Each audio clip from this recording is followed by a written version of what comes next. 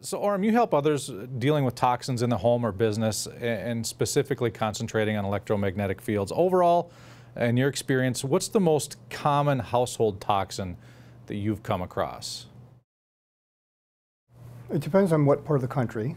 Okay. We were discussing just now that you and I are both from the Twin Cities. You originally and I worked there for 5 years. So their mold is a big part of the mix.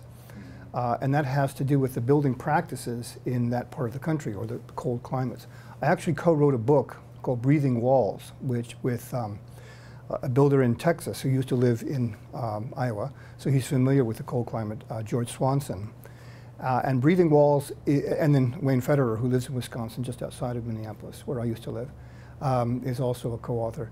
And what we have focused on is analyzing the methods of building construction that are prevalent to this day in the United States, compared to the building biology profession's recommendations that come back or go back 500 to 1,000 years from the post and beam construction and daub and wattle construction of Europe that has prevailed to this day and does not allow mold to grow in these structures.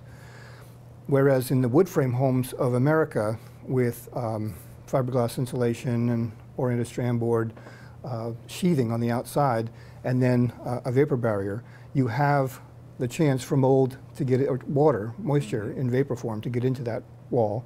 And if it's winter time and it's 0 or 10 degrees Fahrenheit outside, 70 degrees inside, you'll have a dew point somewhere in that wall and you have condensation.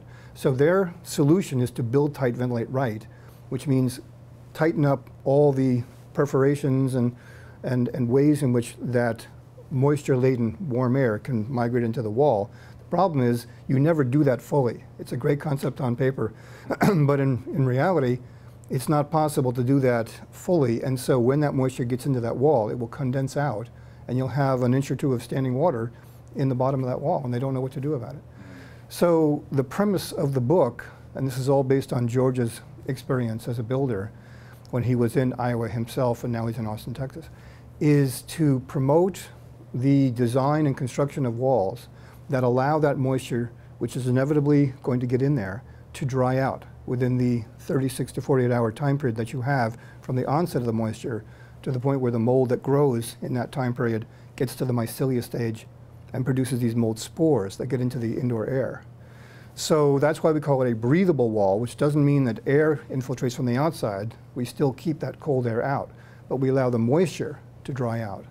And that's what that term means. Or hygroscopicity is another technical term for that.